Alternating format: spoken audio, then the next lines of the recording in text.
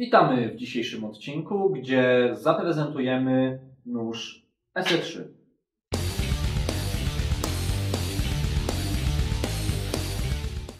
Konkretnym modelem, którym będziemy się dzisiaj zajmować, jest SE3-B. Czemu o tym mówię? A dlatego, że zamawiając nóż u producenta możemy go sobie dowolnie konfigurować, poczynając od wyglądu, po feature'y, dodatki. Tego jest naprawdę dużo. My dzisiaj będziemy się zajmować konkretnie tym. Model jest, jak widać, prosty, głownia stała do codziennego noszenia. Przejdźmy do konkretów. Jak widzimy, jest to głownia stała, nóż jest do codziennego noszenia. Długość całkowita wynosi 8,3 cala, czyli 21 cm w przybliżeniu. Głownia ma 3,9 cala, czyli niecałe 10 cm. Długość ostrza wynosi 3,4 cala, czyli 8,6 cm. Nóż waży niecałe 150 gramów. Nóż jest nożem typu full tank, czyli głownia jest przeciągnięta do samego końca rękojeści, co czyni nóż bardzo odpornym na zniszczenia, bardzo twardym i wiemy, że nam głownia z rękojeści po prostu nie wypadnie. Jeżeli chodzi o samą głownię, to jest to głownia typu drop point, chociaż ten drop point jest bardzo lekki, można nawet pokusić się o stwierdzenie, że wygląda jak clip point. Jeżeli chodzi o materiał rękojeści, jest to mikarta, materiał bardzo wytrzymały, materiał szorstki, dobrze się go trzyma, nie wypada nam z ręki, jakość jest bardzo wysoka, wszystko jest dobrze ze sobą skręcone, nie czuć żadnego luzu, żadne elementy nie latają niezależnie od siebie, wszystko jest bardzo dobrze dopasowane, ostrze jest proste, nie jest wykrzywione, co niestety widzieliśmy w przypadku innych, tańszych noży, więc generalnie pod tym względem jest dobrze. Skupmy się teraz troszkę na ergonomii. Sam nóż leży dobrze w dłoni, ma lekko ząbkowany grzbiet, co pozwala na pewniejszy chwyt, zaś od spodu posiada wgłębienie na palec, które pozwala nam na większą precyzję, kiedy nim pracujemy, przykładowo wycinając coś czy rzeźbiąc. Jednak jest ono nieco zbyt małe moim zdaniem i odpowiednio spiłowane, żeby było wygodne. Jak widać, sama rękojeść nie posiada wgłębień na palce, co moim osobistym zdaniem jest zaletą. Ten konkretny model posiada ostrze gładkie, jednak producent dał nam możliwość zamówienia również ostrza częściowo ząbkowanego, czyli combo. Nóż jest całkiem konfigurowalny, można zamówić nóż z końcówką zaokrągloną, jak również z końcówką ostrą, która może nawet działać jako zbijak do szyb. Mamy bardzo szeroki wachlarz opcji kolorystycznych do wyboru. Możemy wybrać sobie zarówno kolor lakieru, jak i kolor rękojeści. Możemy również wybrać ostrze zupełnie bez lakieru, jednak należy pamiętać, że 1095 jest stalą, która rdzewieje.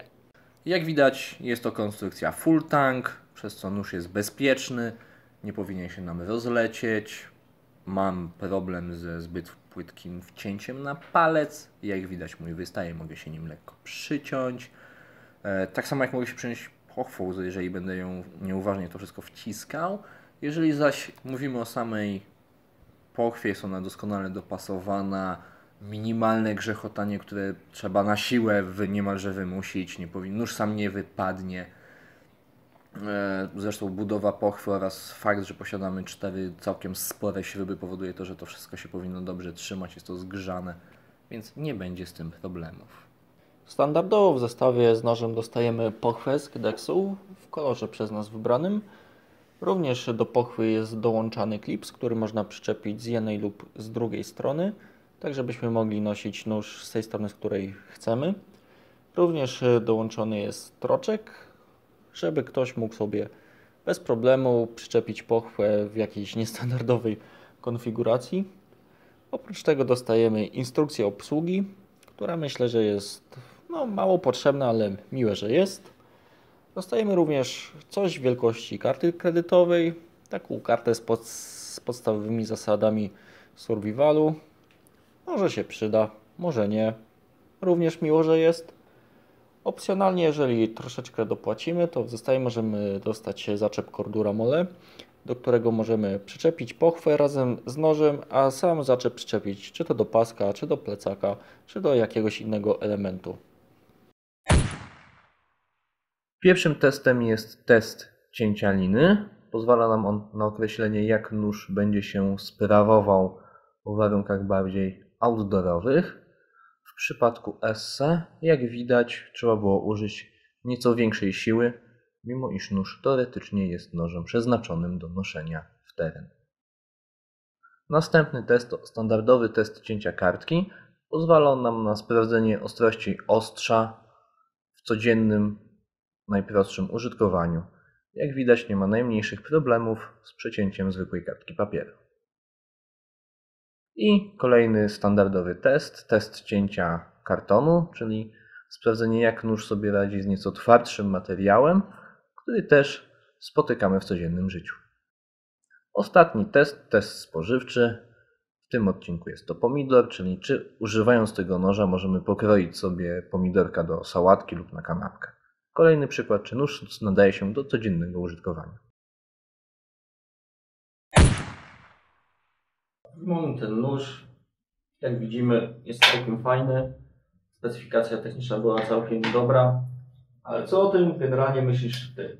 Znaczy, problem mam z tym miejscem na palec. Nie mam ich jakichś super grubych, a już mogę się nim przyciąć, bo sam nóż, jeżeli chodzi o kształt, o funkcjonalność, ergonomię, jest miły, przyjemny, taki właśnie do codziennego noszenia. Teren troszkę za mały, nie powiem, że zbyt mało wytrzymały, bo raczej będzie go ciężko rozwalić. Do samochodu, jeżeli potrzebujemy do apteczki, czy niezbędnika, czy do schowka, w sam raz, nie? Do noszenia po mieście jest ten problem, że jednak jest dosyć długi, nie? Jak masz nóż składany, możesz go spokojnie rzucić w kieszeń. No ten trzeba nosić przy pasku, co w niektórych miejscach może powodować, że No tak, ludzie będą się dziwnie patrzeć. no, człowieka.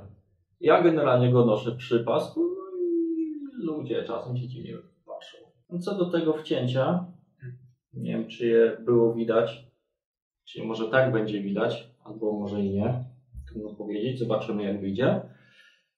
Faktycznie jest trochę małe, można się pociąć, jeżeli ktoś ma grubsze palce, ale oni troszeczkę tutaj sytuację próbowali naprawić, ścinając szlif pod kątem tak, że nie wbija się nam w palec, jeżeli próbujemy go tutaj wsadzić, tylko gładko palec wchodzi. A ja chyba się właśnie przekroiłem. Nie no wiesz, jeżeli byłoby ostrze stępione tutaj na milimetr drwa, też byłoby to miłe, proste i wygodne. Skupmy się może na pozytywach. Mikarda jest fajna, z wysokiej jakości nóż nawet się nie powinien wyśliznąć w żaden sposób. Nie, to jest szorstkie, miłe w dotyku, ciepłe.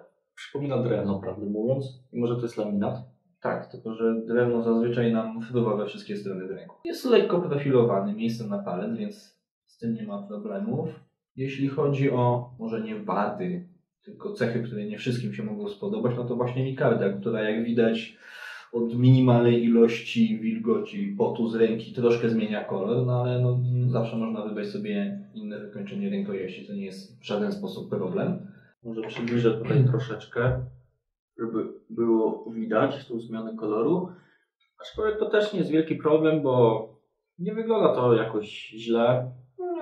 A jak się położy, to po chwili wyschnie, będzie jak nowe. Z pozytywów, no to po prostu nóż mi się bardzo podoba, bardzo wygodnie się go nosi, noszę go przy pasku. Bardzo dobrze trzyma się.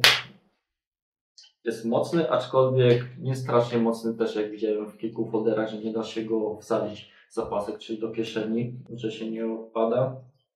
Pochwa też jest bardzo przyjemnie zrobiona. Bezproblemowo nóż się wyciąga, bezproblemowo się wkłada. Jedno pytanie, bo nie podaliśmy ceny.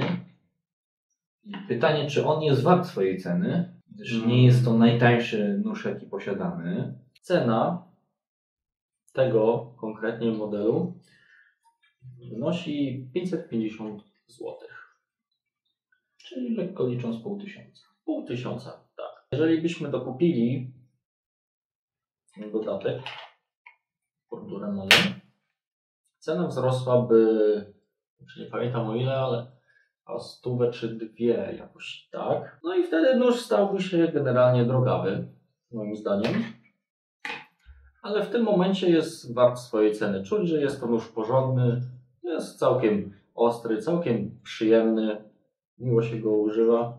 No może jeżeli miałbym się do czegoś przyczepić, to lakier jest nie taki gładki jak na przykład teflon, który często bywa na nożach składanych, to jest taki lekko chropowaty. Czuć, że jest gruba warstwa tego lakieru i sprawia wrażenie, jakbym miał się, powiedzmy, zedrzeć przy bardziej agresywnym używaniu. Aczkolwiek mi się jeszcze nie zdarł, więc jest chyba dobrze. Ze swojej strony powiem tak, lekkie, znaczy no tak, o wgłębieniu na palec to już powiedzieliśmy więcej niż to warte. Samo wyważenie i tak dalej. Gdyby nóż poza całkiem fajną pochwą dochodził z czymś jeszcze, to żaden problem. Jeżeli byłby tańszy o 100, też spoko biorę, że tak powiem, z marszu. 550 moim zdaniem ciutkę za dużo. Niemniej w mojej osobistej skali jest to mocne 8/10. Drobne niedoróbki, troszkę za wysoka cena. Też zobaczymy, jak się będzie sprawował za pół roku, rok. Nawet najostrzejsze testy, jakimi możemy poddać go, nie sprawią tego, co zwykłe, codzienne użytkowanie, które jest najlepszym, najsensowniejszym testem. Szwagier, jaka jest Twoja ocena? No, ty mówisz 8/10, ja bym dał powiedzmy 9/10. Mi się bardzo ten nóż podoba. No, w sumie poza tym lakierem, który sprawia dziwne wrażenie, to ja nie mam się do czego przyczepić. Czyli średnia 8. Polecamy. To by było chyba na tyle, jeżeli chodzi o ten odcinek. Jeżeli chcecie zobaczyć więcej, to dajcie suba, zobaczycie więcej ostrych przedmiotów. Do zobaczenia i róbcie masę.